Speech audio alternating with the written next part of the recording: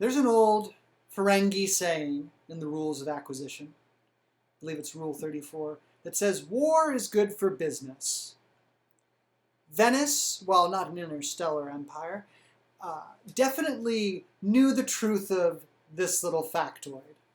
The Venetian Empire learned that war is in fact very good for business in 1099 during the First Crusade, where they had the, not exclusive, but certainly high privilege from their point of view, of serving as basically glorified water taxi fare for the Crusades to the Holy Land.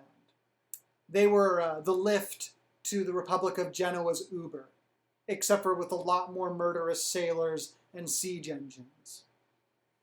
And the Crusades were very profitable for Venice. The Europeans liked paying a lot of money to go to the Holy Land and oppress people of a slightly different skin shade and religion. Great, Venice still got paid is the main thing. Now, that business model worked very well for the first three Crusades. The Fourth Crusade, things get shaken up a little bit. The Fourth Crusade starts in 1201 when a bunch of Franks, or Frenchmen, that you're going to see them a lot in Venetian history, by the way, show up to Venice and say, effectively, me and the guys were thinking, we haven't had a crusade in a good while. We'd like to commission you for the making of a giant killer death fleet to take us to the Holy Land, specifically Egypt. And the Venetians are like, let me think. This would take a lot of time and effort, but we'd get paid a lot, so yes. Give us a year, we're suspending all of our other trade, we're working solely on your giant killer death fleet based on the numbers of people you think you can get to join in on this sort of venture capitalist holy war. Never want to say the sentence venture capitalist holy war ever again. And the French, very cheered that they have booked a reservation with Murder Fleet Incorporated, go and try to do enough rabble-rousing through Europe to get people to join in on this fun crusade party. A year passes. The Pope is actually kind of on it, which deflates attendance a bit. So a year later, the French, led by Baldwin, are back in the Venetian lagoon, and there are not a lot of them. They meet with our main character for this episode, the Doge of Venice, a old, wily fellow who was as blind as a brick wall, but nevertheless could always see an opportunity when it presented itself. The French had shown up with less than half of the promised amount for the giant killer death fleet, and they had far less men than they had promised. Doge Enrico Dandalo may be blind, but as we said, he can see an opportunity. He, of course, sort of puts the screws on the French, saying, is this really all the money you have? We suspended trade for a whole year to make you this fleet, but if you don't want it, we'll just maybe go give it to someone else. And Baldwin's like, no. We'll do a fundraiser. And so, berates his men, like, everything, pawn everything. You need money. If there had been car washes in this time and space, you would have seen the image of a lot of very hairy French knights scrubbing down Hondas or something. Anyway, that's not enough. This whip round is not near enough to make the down payment for your killer death fleet. And so Doge Enrico Dandalo says, well, that's not so bad. Tell you what. We will make a deal with you. We will give you your giant killer death fleet. We will supply it, sail it, and man it. But you're going to help us do some errands, and whatever plunder we get out of these errands, you can use towards paying off your debt to us.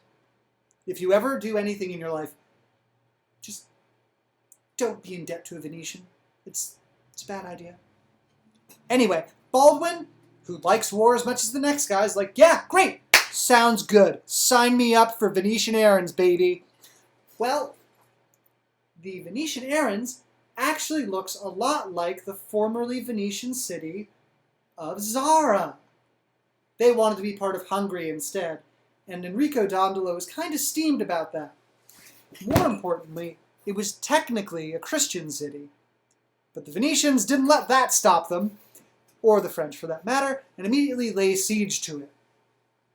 The Tsarins surrender rather than risk a bloodbath, and it gets sacked rather violently. The Pope is not happy about this crusade.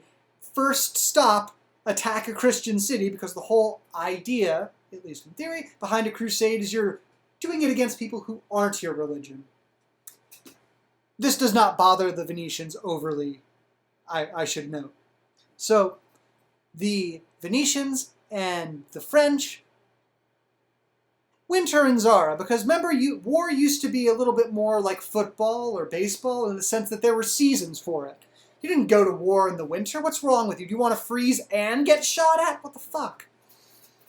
And it's while they're on their off season that the Venetians and Enrico Dandalo meet up with our favorite loser, Alexius, former head of the Byzantine Empire, baby! He finds them and says, hey guys, what if I made you some impossible promises? And Doge Enrico Dandalo's like, I may be blind, but I can see me some opportunity. Alexius says, well, what if I told you that I could, if I was back on my throne in Constantinople, just through weird, wacky happenstance, change the entire Byzantine Empire, change its religious denomination from Eastern Orthodox to Catholic, solve that problem there, give you a lot of ships and a lot of men, and then we go invade the Middle East together. It'll be great, guys! Just put me back on the throne. Put me in, coach. I'm in for it. And Doge Enrico Dandalo thinks for about no seconds before extending his hand. They shake on it, and off goes the killer death fleet in the spring. They head to Constantinople, not Istanbul. The Ottomans aren't a thing yet. And it does not go well at first. There are some ominous signs in the initial stages of the Fourth Crusade where the Venetians parade the former Emperor Alexius out on the bows of their ship and say, behold your true king Alexius. And the people of Constantinople, looking down from their high, borderline impregnable walls, say something to the effect of, who? Never heard of him. You can just imagine poor Alexius's noble ambitions just going, oh, very sad. Well, there's a lot of front stabbing, back stabbing, and side stabbing, but the end result of the first part of the Fourth Crusade is the sack of Constantinople. The Venetians and the French succeed in finally putting Alexius, former king, now present king, of the Byzantine Empire back on the throne. This is less good than it may sound, because during the siege of Constantinople, it turns out that the last guy had more or less tried to run off with the treasury and melted down everything of value before dying, by the way. So Alexius is seated on the throne, and Enrico Dandalo and Baldwin come in and say, so how about you pay up on those impossible promises, good buddy? And Alexius is like, it's funny. Funny how my impossible promises to convert my entire very religious empire to the rival faith aren't going so well. The people seem to somehow blame me for the rape and murder fest that comes with the taking of any city. Can't imagine why. And I am entirely out of funds. So, get bent, Venetians? Well, Enrico Dandalo may be blind, but that doesn't mean he's in the habit of taking lip. So in a great phrase that has come down through us through the ages, he gets real close to Alexius and says, pardon my old angry Italian man impression, it's terrible. Boy, we picked you up off the dung heap and we can throw you back onto it. And then he storms out, presumably after being shown where the door was to avoid very sad accidents. Well, this means that Constantinople gets sieged again by the same people, but with a different emperor. Alexius, poor boy, does not last very long. He gets couped pretty much the nanosecond after Dandalo leaves and is replaced by a guy whose name charitably translates to unibrow, Mercerphilus or something, that is the actual name, who tries to blow up the Venetian fleet, doesn't work. Long story short, the Venetians and the French retake Constantinople and decide to split up this empire into bits. Doge Enrico Dandalo is smart enough not to try to take the whole empire, but says, here are my terms. You French look like you could probably run an empire really well on your own. They could not.